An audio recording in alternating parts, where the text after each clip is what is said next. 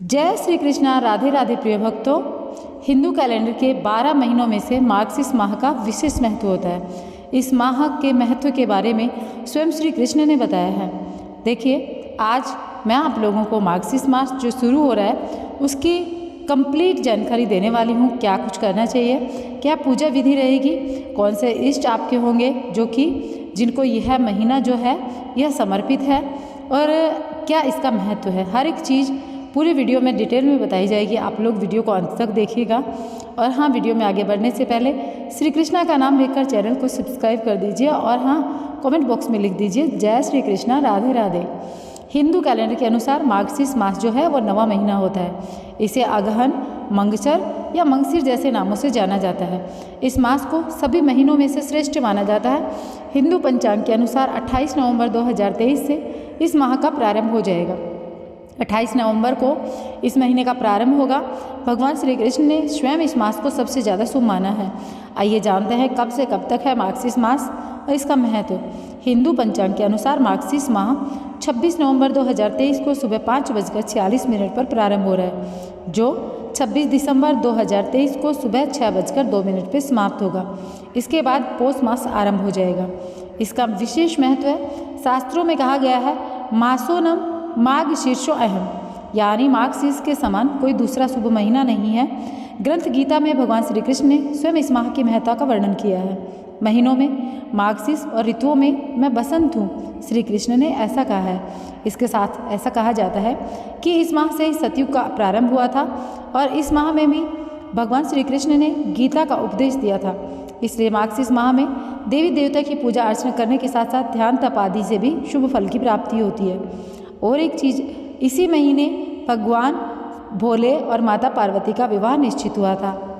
आपको बता दें कि कहा जाता है मार्गशीर्ष मास में भगवान श्री कृष्ण की पूजा और आराधना करने से शुभ फलों की प्राप्ति होती है। इस माह पड़ने वाले मोक्षदा एकादशी को हर तरह के पापों से मुक्ति दिलाती है और मृत्यु के बाद में मोक्ष की प्राप्ति होती है।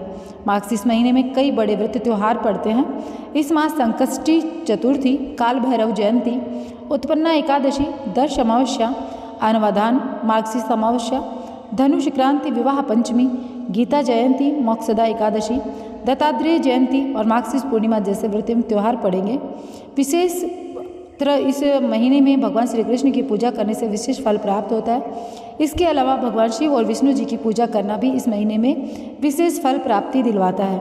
इस माह में शिव जी की पूजा करने से धन संपदा एवं सौभाग्य का आशीर्वाद प्राप्त होता है। इसके साथ ही जीवन में आने वाली समस्त बाधाओं से भगवान श्री हरि जो हैं वो हमें दूर रखते हैं और भगवान शिव जी हमारी रक्षा करते हैं।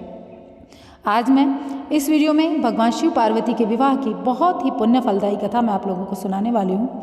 पूर्ण श्रद्धा भाव के साथ में सुनिएगा। देखिए, शिव पार्वती विवाह की कथा। शिव जो पार्वती जो है उनका विवाह जब हो रहा था उसमें पार्वती जी के पिता शिव जी का वंश जानना चाहते थे। फिर शिव जी ने क्या जवाब दिया वह सब कथा में आप देखें और पूरे ध्यान के साथ में अंत तक सुनिएगा। भगवान शिव और माता पार्वती की शादी बड़े भव्य तरीके से आयोजित हुई। पार्वती की तरफ से कई सारे उच्च कुलों के राजा महाराजा शाही रिश्तेदार इस शादी में शामिल हुए, लेकिन शिव जी की ओर से कोई रिश्तेदार न था क्योंकि वे किसी भी परिवार से ताल्लुक़ नहीं रखते। आइए जानते हैं आगे क्या हुआ। भगवान शिव की शादी में आए हर तरह के प्राणी। जब शिव और पार्वती का विवाह होने वाला था तो एक बड़ी सुंदर घटना हुई। उनकी शादी बहुत ही भव्य पैमाने पर हो रही थी। उससे पहले ऐसी शादी कभी ना हुई थी। शिव, जो दुनिया के सबसे तेजस्वी प्राणी थे, एक दूसरे प्राणी को अपने जीवन का हिस्सा बनाने वाले थे। उनकी शादी में बड़े से बड़े और छोटे से छोटे लोग शामिल हुए थे। सभी देवता तो वहाँ मौजूद थे ही, साथ ही असुर भी वहाँ मौजूद थे। आमतौर पर जहाँ देवता जाते थे वहाँ असुर नहीं जाते थे और जहाँ असुर जाते थे वहाँ देवता नहीं। लेकिन शिव पशुपति हैं, मतलब सभी जीवों के देवता हैं, तो सारे जानवर, कीड़े मकोड़े, सारे जीव उनकी शादी में उपस्थित हुए। यहाँ तक कि भूत पिशाच और विक्षिप्त लोग भी उनके विवाह में मेहमान बनकर पहुँचे। उनके आपस में बिल्कुल न बनती थी, मगर यह तो शिव का विवाह था, इसलिए उन्होंने अपने सारे झगड़े भुलाकर एक बार साथ आने का मन बनाया। शिव पशुपति हैं, मतलब सभी जीवों के देवता हैं, तो सारे जानवर, कीड़े मकोड़े और सारे जीव उनकी शादी में उपस्थित हुए। यहाँ तक कि भूत पिशाच और विकसित लोग मेहमान बनकर आ चुके थे। यह एक शाही शादी थी। एक राजकुमारी की शादी हो रही थी। इसलिए विवाह समारोह में एक अहम समारोह होना था। भगवान शिव और देवी पार्वती की वंशावली के बखान की रस्म हो रही थी। वर वधू दोनों की वंशावली घोषित की जानी थी। एक राजा के लिए उसकी वंशावली सबसे अहम चीज होती है, जो उसके जीवन का गौरव होता है। तो माता पार्वती की वंशावली का बखान खूब धूमधाम से किया गया। यह बहुत देर तक चलता रहा। आखिरकार जब उन्होंने अपने वंश के गौरव का बखान खत्म किया तो उस ओर मुड़े जिस तरफ शिव और वर अर्थात भगवान शिव वर रूप में बैठे थे। सभी इंतजार करने लगे कि वर की ओर से कोई उठकर शिव जी के वंश के और गौरव के बारे में बोलेगा, मगर किसी ने एक शब्द नहीं कहा। वधू का परिवार ताज्जुब करने लगा। क्या उसके खानदान में ऐसा कोई व्यक्ति नहीं जो खड़े होकर उनके वंश के महानता के बारे में बात कर सके? मगर वाकई कोई नहीं था। वर के माता पिता, रिश्तेदार, परिवार से वहाँ कोई नहीं आया था, क्योंकि उनके परिवार में कोई था ही नहीं।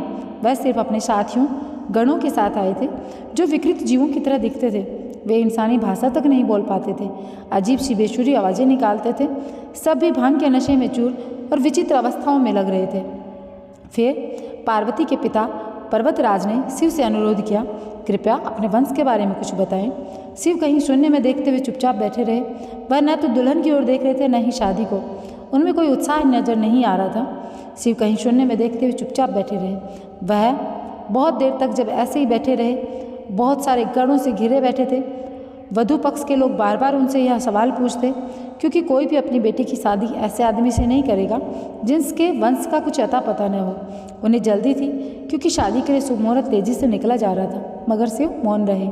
समाज के लोग, कुलीन राजा महाराजा और पंडित बहुत घृणा से शिव की ओर देखने लगे और तुरंत फुसफुसाहट शुरू हो गई। इसका वंश क्या है? यह क्यों बोल नहीं रहा? हो सकता है कि इसका परिवार किसी नीच जाति का हो। इसे अपने वंश के बारे में बताने में शर्म आ रही हो। नारद मुनि ने इशारे से बात समझानी चाहिए।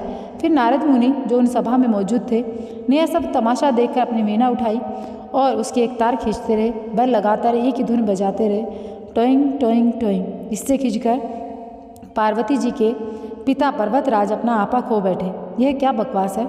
हम वर की वंशावली के बारे में पूछ रहे हैं, मगर वह कुछ बोल नहीं रहा। क्या हम अपनी बेटी की शादी ऐसे आदमी से कर दें? और आप ये खिजाने वाला शोर क्यों कर रहे हैं? क्या यह कोई जवाब है? नारद ने कहा, वर के माता पिता नहीं हैं। राजा ने पूछा, क्या आप क्या कहना चाहते हैं कि आप माता पिता के बारे में जानते तक नहीं? नारद ने सभी को बताया कि भगवान स्वयंभू हैं। नहीं, इसके माता पिता ही नहीं हैं। इनकी कोई विरासत नहीं है, इनका कोई गोत्र नहीं है, इनके पास कुछ नहीं है, इनके पास अपने खुद के अलावा कुछ नहीं है। पूरी सभा चकरा गई। पर्वतराज ने कहा, हम ऐसे लोगों को जानते हैं जो अपने पिता या माता पिता के बारे में नहीं जानते। ऐसी दुर्भाग्यपूर्ण स्थिति हो सकती है, मगर हर कोई किसी न किसी से जन्मा है। ऐसा कैसे हो सकता है कि किसी का कोई पिता ही ना हो, माँ ही ना हो? नारद ने जवाब दिया, यह स्वयंभू हैं। इन्होंने खुद की रचना स्वयं की है। इनके न तो पिता हैं न माता हैं, न इनका कोई वंश है न परिवार। ये किसी परंपरा से ताल्लुक न रखते, न ही इनके पास कोई राज्य है। इनका न तो कोई गोत्र है, न कोई नक्षत्र, न कोई भाग्यशाली तारा इनकी रक्षा करता है। यह इन सब चीज़ों से परे हैं। यह एक योगी हैं। इनके सारे अस्तित्व को अपना एक हिस्सा बनाया है इन्होंने। इनके लिए सिर्फ एक वंश है, ध्वनि। यदि शून्य प्रकृति ने जब अस्तित्व में आई तो अस्तित्व में आने वाली पहली चीज़ थी ध्वनि। इनकी पहली अभिव्यक्ति एक ध्वनि के रूप में है। ये सबसे पहले एक ध्वनि के रूप में प्रकट हुए। उसके पहले यह कुछ न थे। यही वजह है कि मैं तार खींच रहा हूँ। तो प्रिय भक्तों, यहाँ पर आपने भगवान शिव के विवाह से संबंधित यह एक बहुत ही पुण्य फलदायी घटना जो थी वो सुनी।